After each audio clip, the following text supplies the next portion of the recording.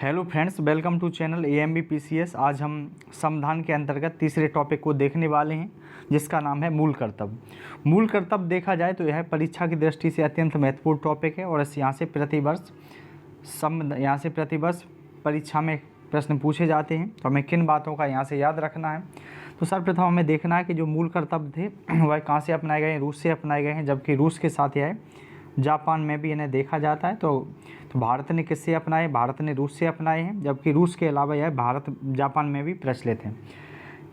इनमें भारतीय संविधान में मूल कर्तव्यों की बात की जाती है। उसकी संख्या कुल 11 है, जिनमें 8 मूल कर्तव्य जो जोड़े गए थे वो जोड़े गए थे स्वर्ण सिंह समिति 1976 में, जबकि 9-10 मूल कर्तव्य ऐड किए जाते हैं। वह है 42वां संविधान संशोधन 1976 द्वारा जोड़े जाते हैं, जबकि 11वां जो मूल कर्तव्य ऐड किया गया था वो 86वां संविधान संशोधन द्वारा ऐड किया गया, जिसमें शिक्षा के अधिकार का वर्णन मिलता है और उसमें आयु की बात की जाती है तो 6 से 14 वर्ष की आयु का उल्लेख मिलता है। आगे बढ़ते हैं तो देखते हैं इन 11 मूल कर्तव्यों में क्या क्या वर्णन मिलता है। तो ये पहला जो मूल कर्तव्य होता है, जो पहला मूल कर्तव्य है वह कहता है कि प्रत्येक भारतीय को अपने संविधान का पालन करना चाहिए। तो ये अपना पहला मूल कर्तव्य है। आगे बढ़ते हैं तो दूसरा जो मूल कर्तव्य को याद रखेंगे।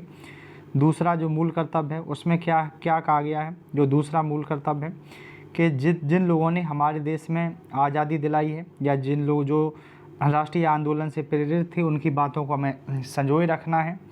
जबकि तीसरा मूल कर्तव्य कहता है कि एकता, संप्रभुता, अखंडता।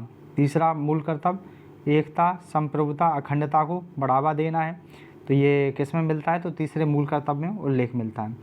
चौथा मूल कर्तव्य में क्या कहा गया है? तो ये चौथा जो मूल कर्तव्य है देश की सेवा के लिए तैयार रहना। कभी भी विषम परिस्थिति जैसे कभी उत्पन्न होती है, वैसे तो होनी नहीं चाहिए, लेकिन ऐसा होता है तो ऐसी स्थिति में कि देश सेवा के लिए हमें तत्पर और तैयार रहना है। आगे बढ़ते हैं तो ये पांचवा जो मूल कर्तव्य है उसमें क्या उल्लेख मिलता है। तो पांचवा मूल कर्तव्य क्या कहता है? पांचवा मूल कर्तव्य कहता है कि समान भावना की इसमें बात की जाती है कि हमें सभी के प्रति एक जैसी भावना रखनी है। कैसी? समान भावना रखनी है, सभी के प्रति समान भावना रखनी है, जिसका उल्लेख 5वें मूल कर्तव्य में मिलता है। जो छठवां मूल कर्तव्य क्या है? तो छठवां मूल कर्तव्य में उल्लेख मिलता है कि इसमें उल्लेख मिलता है संस्कृति, यानी कि प्रत्येक भारतीय का कर्तव्य होगा अपनी वह संस्कृति, इनकी कल्चर को बढ़ावा दे। छठवें मूल कर्तव्य में। सातवां मूल कर्तव्य क्या कहता है? तो इनकी पर्यावरण को बढ़ावा देना। सातवां मूल कर्तव्य में उल्लेख मिलता है कि प्रत्येक भारतीय का कर्तव्य होगा कि अपना वह पर्यावरण को संरक्षण दे, जिससे मानव जीवन को बढ़ावा मिल सके। सातवां मूल कर्तव्य में वर्णन मिलता है। आठवां मूल कर्तव्य क्या है? तो आठवां जो मूल कर्तव्य है वैज्ञानिक दृष्टिकोण व मानववाद को बढ़ावा देना। आठवां मूल कर्तव्य, इनकी साइंस टेक को भी हमें साथ लेके चलना है, जिससे नई युवा पीढ़ी को बेहतर संसाधन उपलब्ध कराए जा सकें। नौवां मूल कर्तव्य की बात की जाती है तो नौवां मूल कर्तव्य कहता है कि इनकी जो भी पब्लिक पैलेस हैं, चाहे वो हॉस्पिटल्स हों, बैंक हों, रेलवे हो, तो इनका भी संरक्षण का दायित्व जो है वो भारतीयों पर ही है। तो ये नौवां मूल कर्तव्य है। आगे बढ़ते हैं 10वां मूल कर्तव्य की ओर। तो 10वां जो मूल कर्तव्य है उसमें उल्लेख मिलता है सतत प्रयास का। याद रखना होगा, सतत प्रयास का है, जिसमें भारत ने कुल 17 लक्ष्यों पर इंडिया कार्य कर रहा है। तो उन 17 लक्ष्यों को भी एक बार देख लेते हैं याद करने के लिए। कैसे याद करेंगे? सर्वप्रथम याद रखना है गरीबी, भूख, स्वास्थ्य है, 3 पेयर बना लेने हैं। इसके बाद शिक्षा, समानता, सभी के लिए पानी, 3 पेयर। आगे बढ़ते हैं तो ये इसके बाद ऊर्जा, रोजगार, ढांचा, 3 पेयर। इसके बाद असमानता, बस्तियों का विकास, खपत, जलवायु परिवर्तन, 4 पेयर बनाने हैं।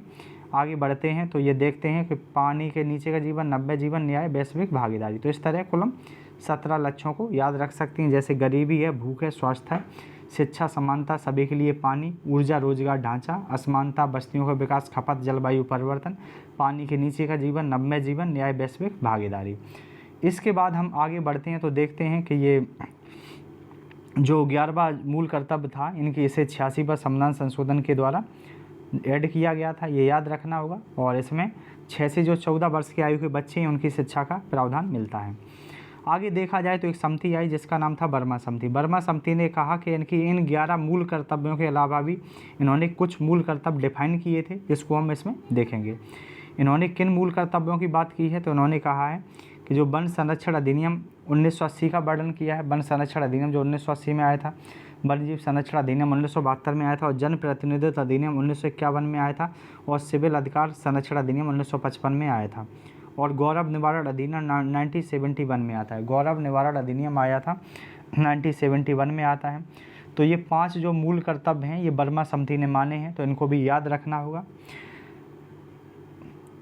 अगर आपने अभी तक हमारे चैनल को सब्सक्राइब नहीं किया है तो चैनल को सब्सक्राइब करें और कमेंट ज़रूर करें वीडियो कैसी लगी। धन्यवाद।